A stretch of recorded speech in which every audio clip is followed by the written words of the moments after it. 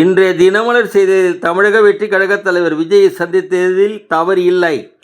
திமுகவை கடுப்பேற்றும் காங்கிரஸ் தேசிய தலைவர் பிரவீன் சக்கரவர்த்தி தெரிவித்துள்ளார். இதனால் திமுக காங்கிரஸ் தேர்தல் கூட்டணி தடுமாறுகிறது.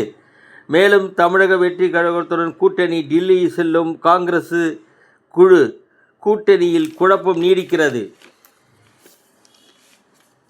நம் நாட்டில் கோடீஸ்வரர்கள் சராசரி 22% உயர்வு வருமான வரி தாக்கலில் தெரிய வந்துள்ளது.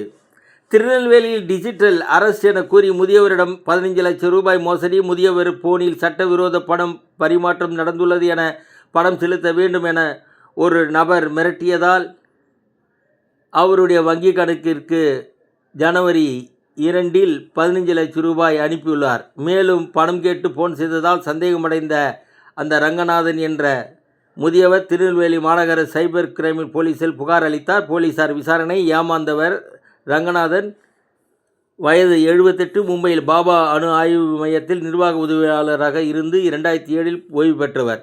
வணக்கம்.